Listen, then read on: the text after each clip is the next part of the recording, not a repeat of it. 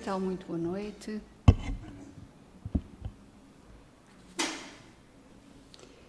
E depois da palestra sobre o amor de Jesus que acabamos de ouvir, vamos agora falar da prece. E o tema que vos trago é a ação e eficácia da prece. Independentemente da cultura, da religião e do tempo, a prece está inserida como prática em quase todas as religiões. Isso deve-se certamente à necessidade da criatura se ligar à divindade e de se abstrair do mundo material no qual está inserida para procurar a porção divina de si própria, de buscar socorro, amparo e orientação. A resposta à questão 659 do Livro dos Espíritos diz-nos que a prece é um ato de adoração, logo é uma lei divina. Orar a Deus é pensar nele, é aproximar-se dele, é pôr-se em comunicação com ele. Através dela, da prece, podemos louvar, pedir e agradecer, mas vezes sem conta a associamos apenas ao pedir, raramente ao louvar ou ao agradecer. E agrada a Deus a prece? Pergunta Allan Kardec na questão 658. A prece é sempre agradável a Deus quando ditada pelo coração, pois para ele a intenção é tudo. Agrada-lhe a prece quando dita com fé, com fervor e sinceridade. Mas não o toca a de um homem fútil, orgulhoso e egoísta, a menos que signifique da sua parte um ato de sincero arrependimento e de verdadeira humildade. Pela ação da prece, obtém o homem o concurso dos bons espíritos, que acorrem a sustentá-lo em suas resoluções e a inspirar-lhe ideias sãs. Ele adquire, desse modo, a força moral necessária a vencer as dificuldades e a voltar ao caminho reto, se deste se afastou. Por esse meio, pode também desviar de si os males que atrairia pelas suas próprias faltas. Isto diz-nos o Evangelho segundo o Espiritismo, no capítulo 27, com o tema Pedi e obtereis. E é nisto que nos vamos basear. Jesus diz-nos em Marcos, capítulo 11, versículo 24: O que quer que seja que pedirdes na prece, crede que o obtereis e vos será concedido.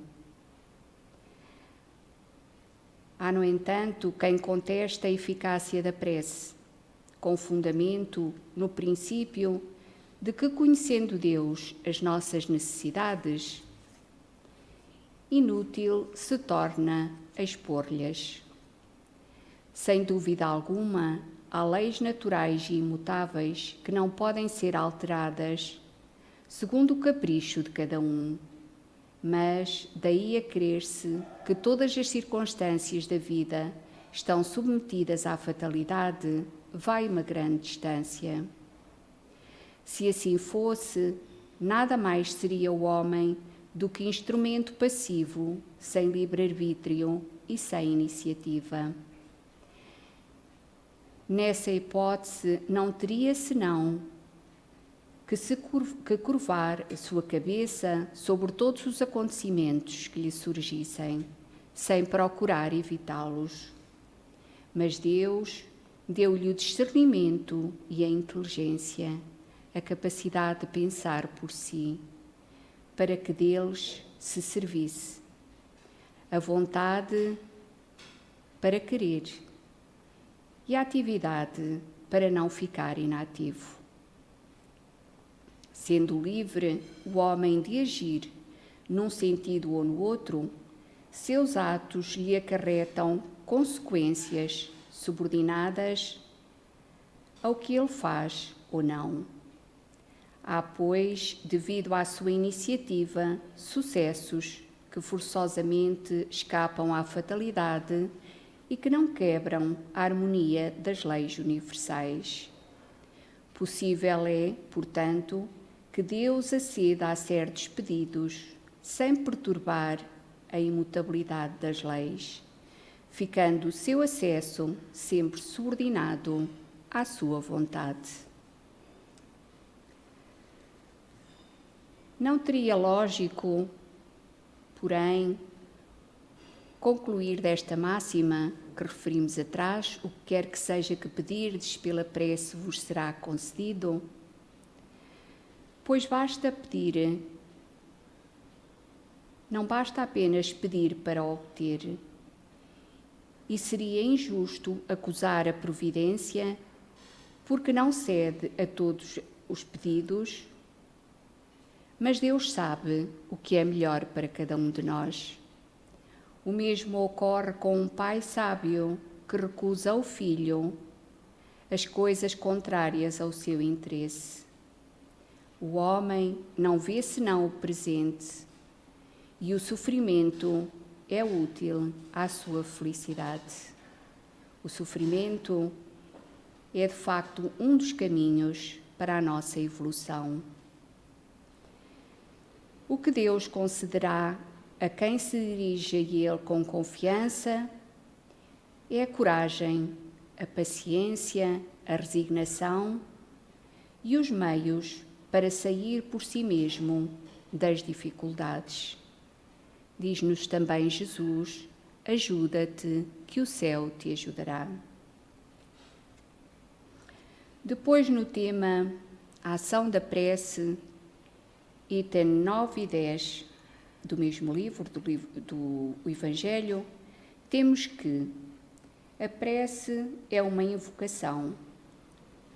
Por ela, um ser que se coloca em comunicação mental com outro ser ao qual se dirige.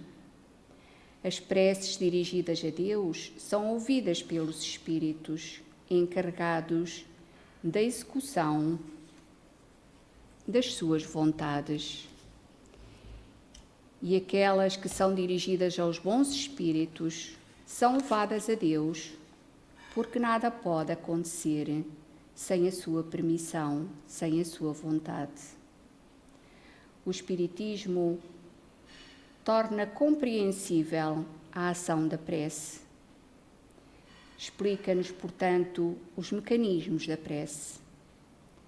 Explica-nos o modo de transmissão do pensamento, quer no caso em que o ser a quem oramos acuda ao nosso apelo, quer naquele em que apenas lhe chegue o nosso pensamento.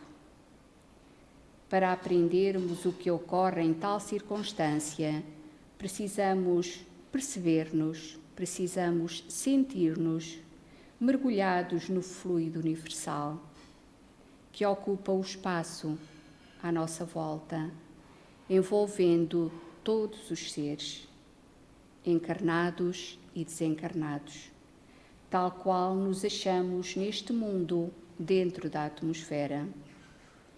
Esse fluido recebe da vontade uma impulsão. Ele é o veículo do pensamento, como o ar o é do som, com a diferença de que as vibrações do ar são circunscritas, ao passo que as do fluido universal se estendem ao infinito. É então através do fluido universal que as nossas preces podem chegar às dimensões da luz, podem chegar bem mais alto. Dirigindo, pois, o pensamento para um ser, na terra ou no espaço, de encarnado para desencarnado ou vice-versa, uma corrente fluídica se estabelece entre um e outro, transmitindo o pensamento, como o ar transmite o som. Deve, pois, a prece ser feita com perseverança, baseada na fé e na sinceridade e apoiada no merecimento. Terá que haver, de facto, algum merecimento da parte de quem ora, para que, de facto, a prece possa chegar onde nós desejamos. E diz-nos Joana de Ângelis, no seu livro Iluminação Interior, uma psicografia de Divaldo Pereira Franco. A oração deve constituir uma bênção na qual a criatura e o Criador se identificam mediante a linguagem inarticulada do sentimento da plena união. A verdadeira oração faz-se mediante um colóquio com a divindade, abrindo-se o indivíduo à inspiração sem qualquer tipo de formulação que objetive resultados imediatos. Acostumando-se à dependência de favores, a criatura transfere para Deus as suas necessidades, sem a resolução firme de solucioná-las. Tantas vezes, nos nossos pedidos, há situações em que nos poderíamos esforçar por solucionar essas mesmas situações e temos necessidade sempre de pedir ajuda.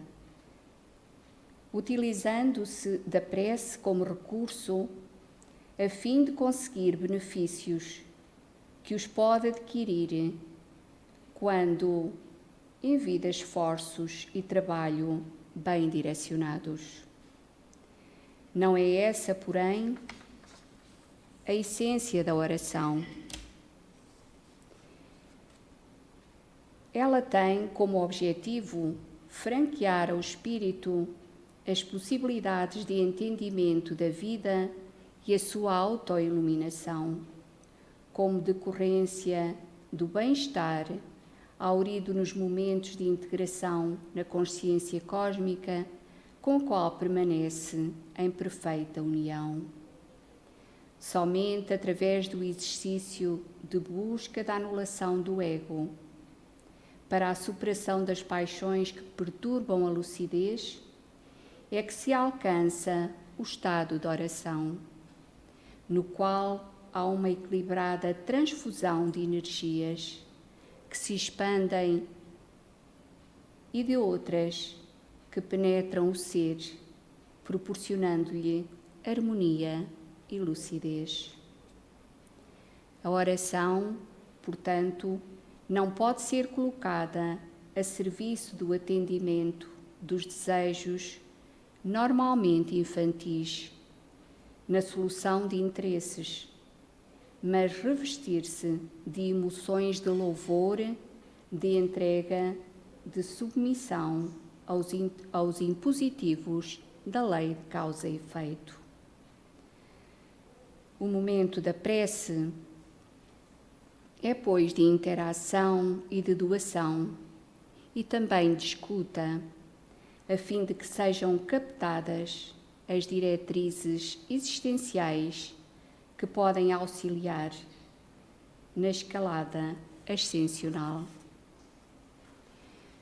Quando a prece faculta submissão à vontade do Pai, há um enriquecimento espiritual de quem ora, que o capacita aos enfrentamentos perturbadores com serenidade e grande alegria, por entender que fazem parte do processo de crescimento espiritual que é necessário. E termina Joana de Ângelis: orar, procurando harmonia em Deus e com Deus, é dever a que todos se devem impor na busca da plenitude. Obrigada pela vossa atenção.